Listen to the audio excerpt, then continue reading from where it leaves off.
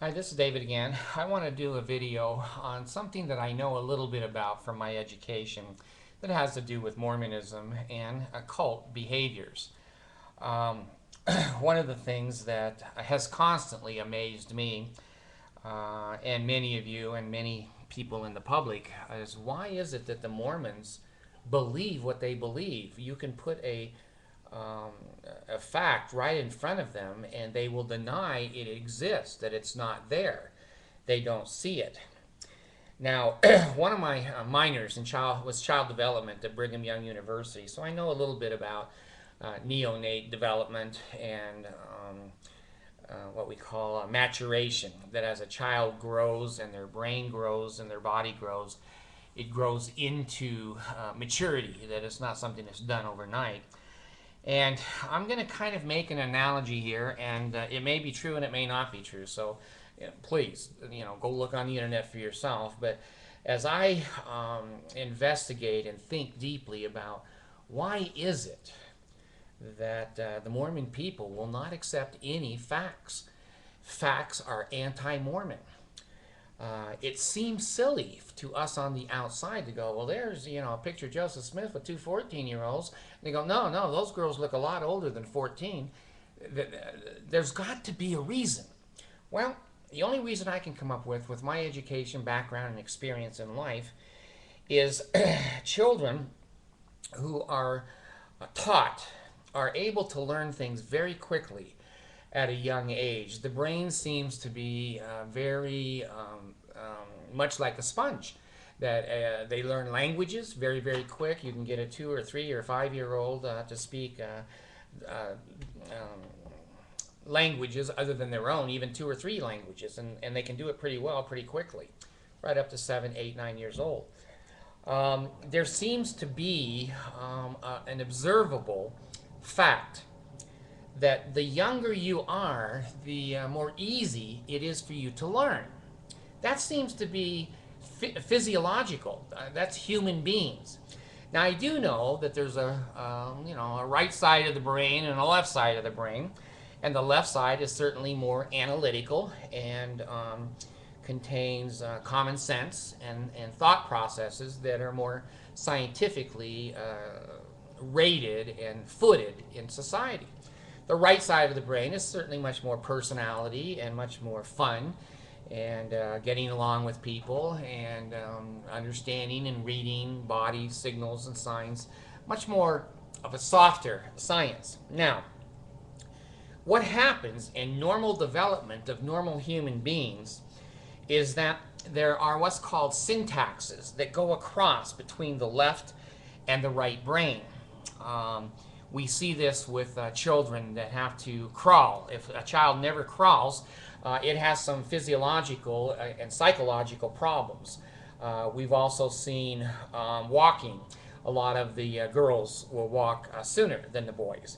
And the girls are toilet trained sooner than the boys. And the girls are smarter generally than the boys in elementary school. Then the boys start catching up 7th, 8th, and 9th, 10th grade, and then they surpass the girls in intellectual abilities. So, what does this teach us about cults and brains and how they work? How can a Mormon, when you say to a Mormon, this is a pair of glasses, and they go, oh no, no, that's not a pair of glasses. That came off of the internet, and Satan and all of his horns and his angels have made you take that off the internet. I don't know what it is, but I know the church is true. I know Joseph Smith was a true prophet. I know Thomas Monson is a true prophet. I know the Book of Mormon is true. And they go into that ranting and regurgitation. Well, here's what I'm saying. My education is a little antiquated, to say the least. I graduated with a master's in 94. So, it's old.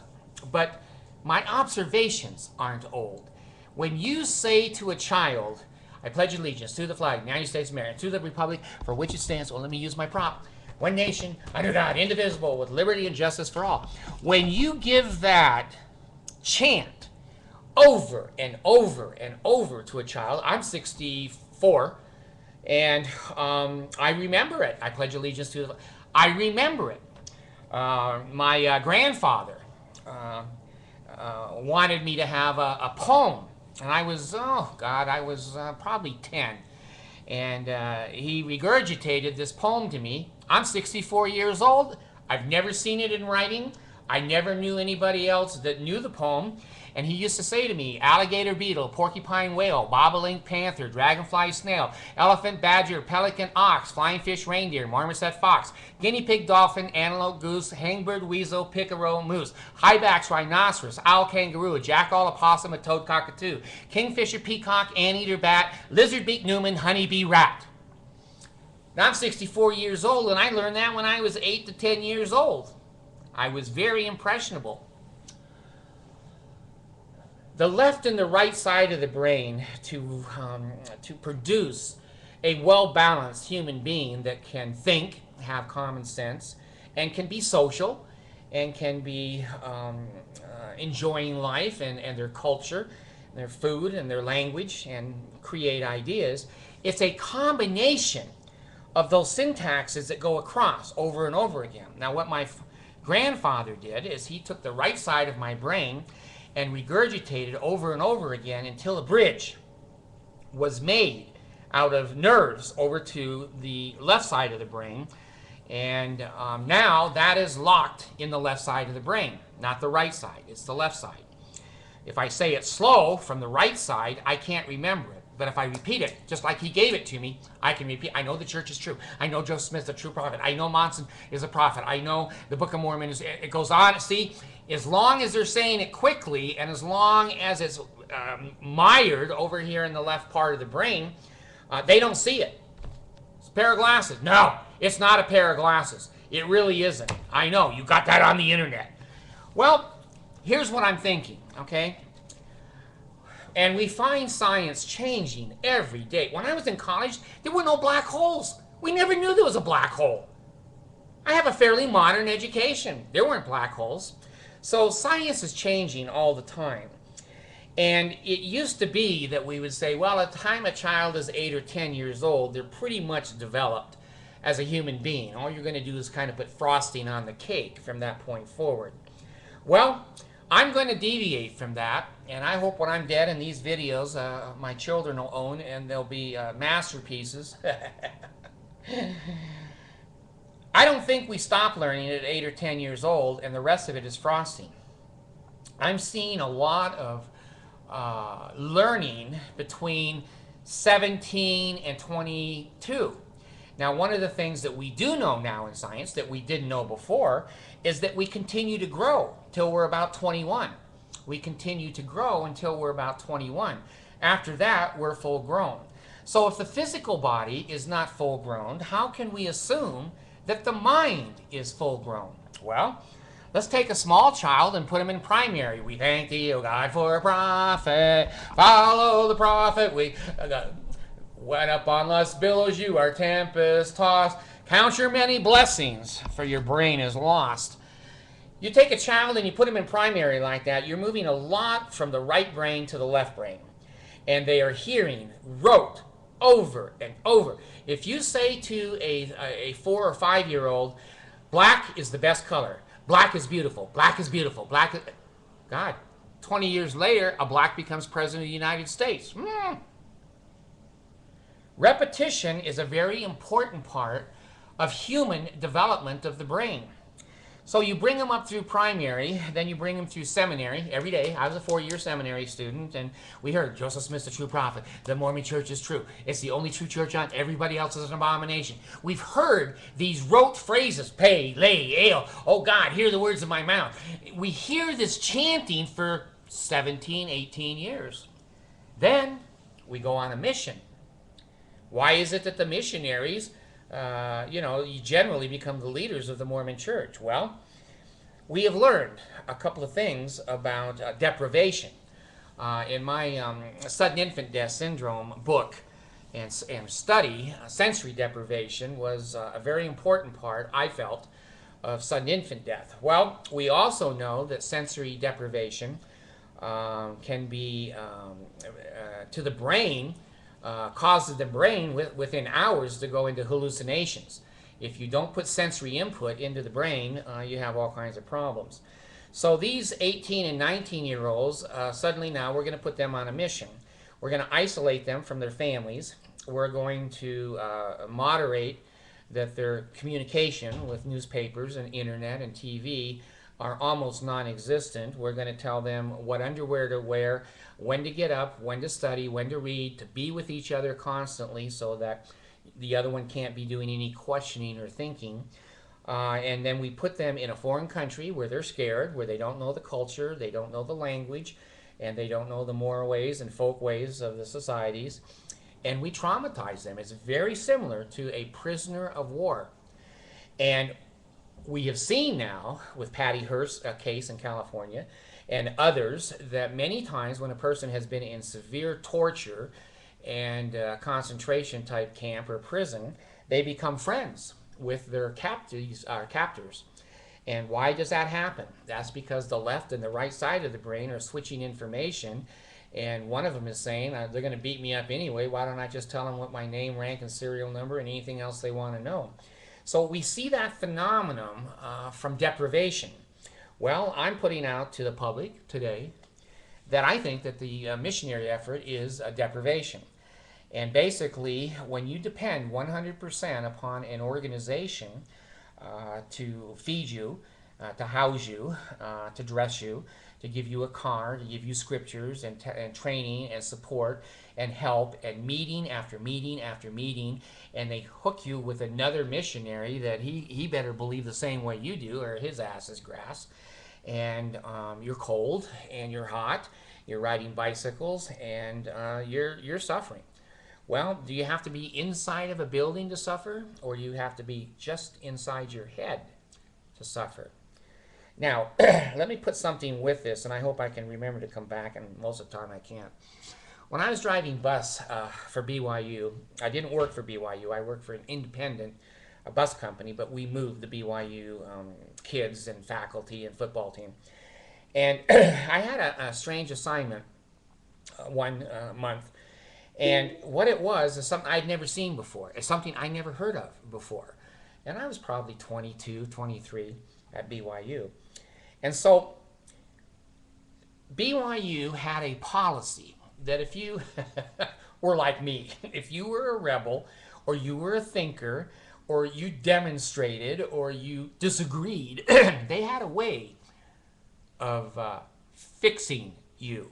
Now, you may think I'm lying about this. This goes back. Now, these things are not done much anymore because there were so many deaths. There were so many deaths from these activities that the churches and schools and wilderness groups and whatever got sued.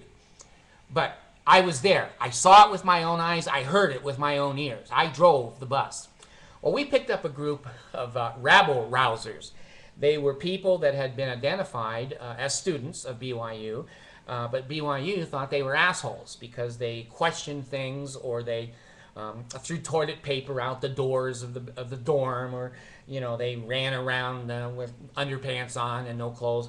Whatever the rebellion was of a 19-year-old, and they were boys and girls. The girls were not exempt from this at all, and so BYU gave them a choice, and I was given that choice once too, but it wasn't to go on the wilderness trip. They gave these students an ultimatum that you will leave BYU or you will take our wilderness class. Well, let me tell you what the wilderness class was. And this was sponsored by BYU. It was paid for. My salary and the bus fuel and everything is your pesos and your euros and your dollars that paid for this nonsense. So we drove out, I think it was out towards Moab or some part of God's earth where there's no humans, there's just rocks, and they wish they weren't there. It's like 115 degrees every damn day of the year. And I had a full load on. I had 50 students on, boys and girls. Oh God, they had their sunglasses and they had their tank tops, and these were kind of the cool kids. Well, we drove out to a place where the road stopped. The paved road stopped. And then I was shocked that we went in on dirt. And it wasn't a road. It was the tumbleweeds and the rocks and the desert. we went riding on the desert. And I think there was 3 or 4 buses. And the kids behind me were laughing their ass off, going, "Oh, this is going to be really," they were, kids that were kind of smart asses anyway, I guess. And we drove out there, God, about 15, 20 miles out into the desert where there wasn't anything. There's no electricity, there's no water, there's no houses, there's no satellites. In those days, they didn't even have cell phones. And so that we stopped, and there was a couple of BYU outdoorsmen, I guess, and outdoors women who were in Jeeps who met us out in the middle of nowhere. And so I opened the door, and my kids and the other kids got off their bus. And I sat there for a few minutes because I was curious as hell. Our kids didn't have any sleeping bags. They didn't have any food. They didn't have any water. They just basically were dressed to be walking around the BYU campus and just got now dumped in the desert. And of course, the buses were air conditioned, but when I opened that door, it was 120, 117, whatever, out there in the desert. And the kids got out of the bus, and the BYU faculty and staff gathered them into a group. And I had my door open. These are things I heard with my own ears. And they basically said to the kids, welcome. If you want to stay at BYU, you will finish our, God, I think it was 5 days. I think it was a 5-day course. It was more than 3. And so they said, well, today's the first day, and we know you don't have any water and you don't have any food, and if any of you think you're going to die, just please raise your hand and we'll try to pick you up before you die. And I'm going, holy shit, what are they going to do? So they went to the Jeeps and they took out a bunch of chickens, live chickens. And they put them in cages at the bottom of the kids' feet, and then they handed each one of the kids a knife. Now these are kids from the city. You don't go to BYU if you're from West Virginia or Georgia where you're slaughtering hogs by hand. And they told the kids, if you want to eat tonight, there's your supper right there, and we're going to let it loose, and you can chase it on the desert and kill it and eat it until you die or the chicken dies. We don't really give a rat's ass. And they opened the cages. And the kids looked at him and said, you got to be kidding. We got to run after a chicken and kill it to eat it? Oh, yeah. Well, some of them, picked it right up and ran, and then a couple of the girls and some of the boys go, screw this, I'm not chasing a chicken. Well, they didn't eat. Those that didn't chase the chicken didn't eat. They gave them a knife, and I think they gave them some matches. They had to gather their own firewood to cook their chicken. Well, that was bad enough that I saw right there. And then they told us to get the hell out of there. They didn't want normal people to see what they were doing to these BYU students. And so we all drove back home. Well, 5 days later, I got the assignment to go pick the kids up.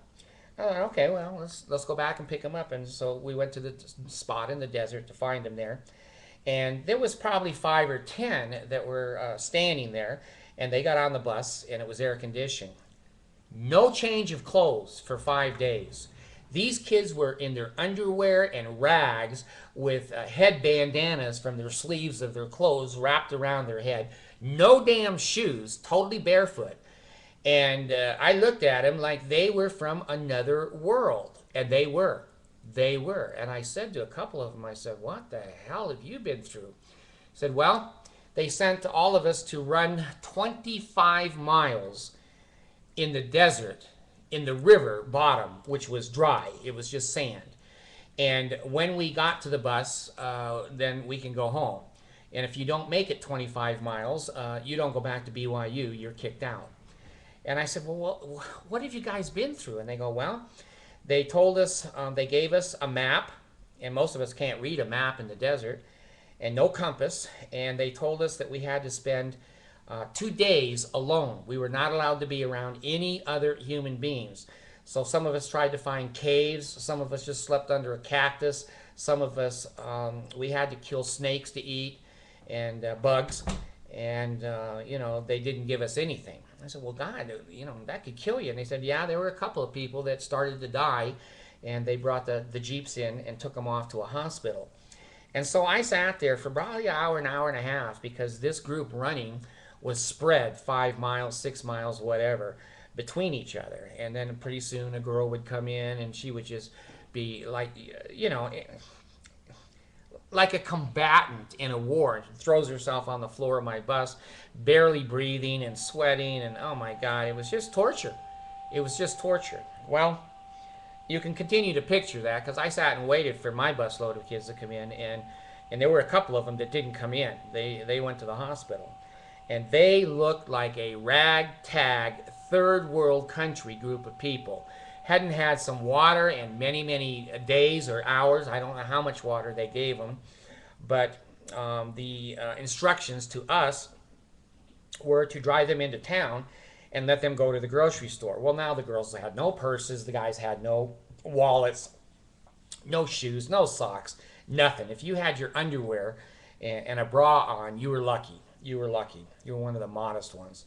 So we drove into town, and it was a little town in Utah, and we stopped, and BYU paid for them to go in and get anything they wanted to eat. I have never seen anything like that except on TV when the U.S. will bring in bags of rice for starving people, where they rush the truck and rip open the bags and fight each other and do whatever they can to try to get rice to live.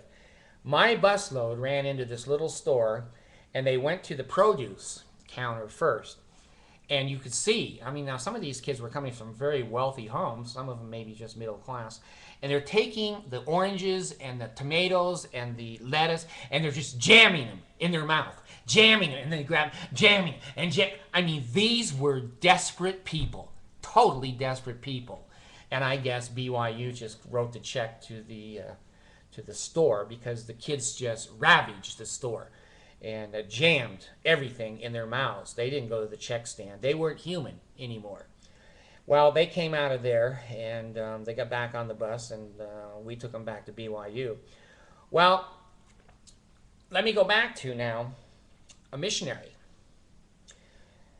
Is that wilderness camp or trip different than serving a mission for the Mormon Church? Certainly, the wilderness was more of a physical trauma, because you had to eat, you had to go to the bathroom, you had to run in the desert, and the temperatures are 120 in the day and 117 at night.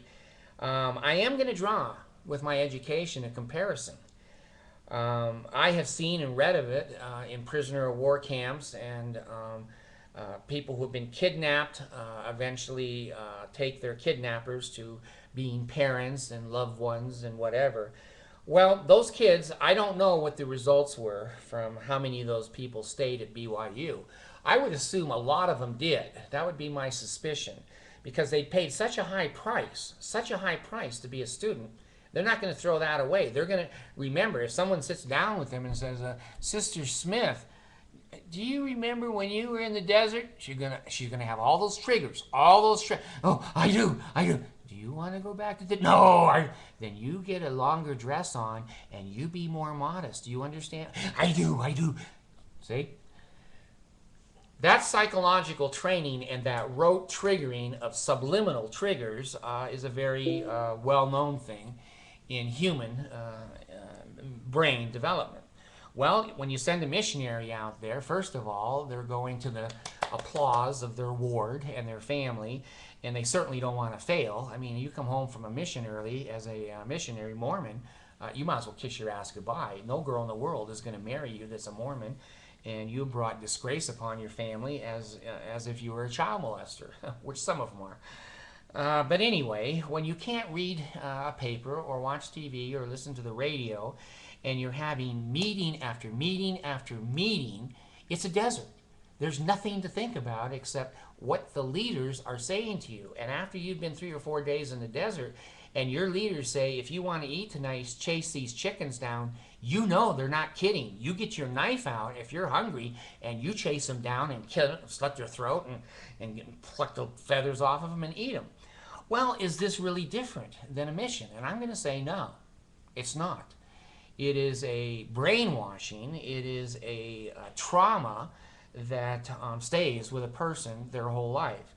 So when those kids came back from the desert, they ran into that grocery store and just ate themselves silly. When the missionaries come back from their missions, they come into the open arms of their family, and and the ward lets them give a talk, and all the kids are cheering them, and all the girls now are chasing them at BYU, and they've come into the grocery store, the reward for what they had done. And then, of course, with the missionaries, they encourage them to get married right away so that their sexual outlet can now be directed. And so serving an honorable mission is a big thing to a Mormon person. It's a big thing like surviving in the desert to those BYU students who were tortured. And I'm going to say that there is a degree of torture when you can't choose your own underwear, you don't really get enough food to eat, your medical and dental is questionable, you don't have any friends, you don't have a social life, there's no dances, there's no calling your mother except on Mother's Day, there's no reading books, you're directed of what to hear, see, think, and what underwear you wear, and that's for 2 years. Now, I had a friend, Larry, I won't give you his last name, he went on mission to Nova Scotia, and he was in my seminary class. And I didn't go on a mission. I liked the girls too much. I'm not living with a guy for 2 years. If God doesn't like that, then, you know, that's okay. I don't care. And I happened to find him in Nova Scotia. I drove up there and found the Mormon missionaries. Oh, my God. They were living like those kids did in the desert. They were living in a one-room shack with 2 mattresses on the floor and 4 or 5 blankets and heat that wasn't good, and it was freezing ass cold in the apartment, and they had cereal with water, no milk. Well, let me bring it to a summary that I really think that the reason that so many of the Mormons are not able to see facts is that these kinds of traumas have crossed over into the left and the right side of the brain.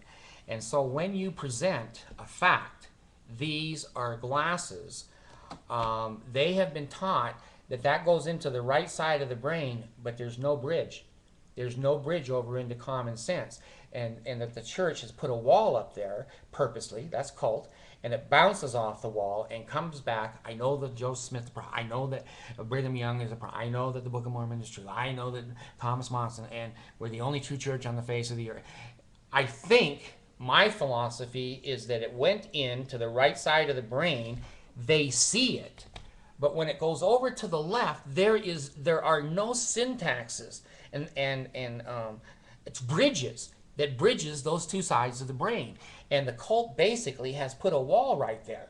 And so when it comes in the right side of the brain, now the brain will say, well, is this true? Let me go over to my analytical part. And the analytical part has a big sign on it that says, oh, out of business. Out of business. Just chant. Just chant. And they do. That makes sense to me. That makes sense to me. With my education and what I've observed, it doesn't matter how clear the facts are. If there's no bridges over into that left side of the brain, there's no reason to talk to them. There's no reason to say anything. They are just a robot. They are a right side brained robot. And how do people get out? Again, I don't know, because I've met a lot of people who have resigned from the church. Some are extremely brilliant. Some are just ordinary people. Well, I don't know. I guess there's some dumb ones too that I've read and seen. But I don't know what the magic key is where a person finally gets enough ability to bring over there themselves common sense again and light up that left side of the brain where you go, whoa, whoa, that doesn't sound right. 14-year-old girls in bed with a 38-year-old man, and he's married to 10 other women who are 10 other women who are married to other men, and he's got 30 wives. Suddenly, that side of my brain lit up and go, wait a minute, and you cut the heads off of black people if they marry white people, Brigham Young. Suddenly, the left side of my brain goes, wait a minute, what have I been taught?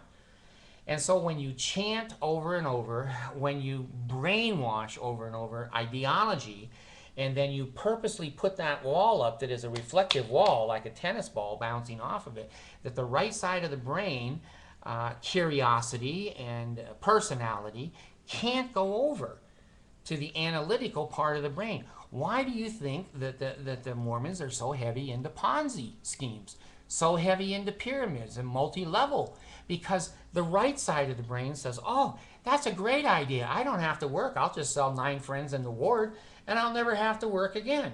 Well, the left side of the brain isn't lit. The left side of the brain goes, well, wait a minute, if they're robbing Peter to pay Paul, what happens at the end of the Ponzi scheme or the end of the pyramid or the chain letter? Somebody's going to get screwed. It never occurs to a Mormon. Never occurs to them. So they don't see normal things. Their brains have been developed certain ways, and you always see this born in the covenant. You know, somehow they are the number one Mormons. If you're born in the covenant, which means your parents were married in the temple before you're born, you're one of the special spirits. If you're one like me, which was a piece of shit to start with, I'm a convert.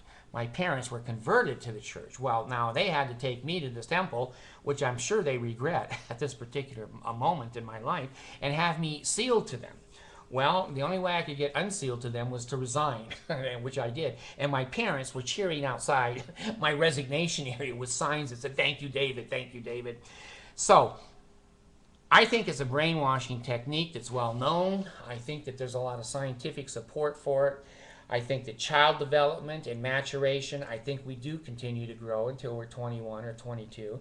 And I think our brains are still very subjective or susceptible to suggestion and rote and chanting and ideas that are presented rigidly and over again. And that's why I think they put those missionaries out there at 19, 20, and 21. I think that's a good time to finally put the wall up and stop any kinds of common sense thinking.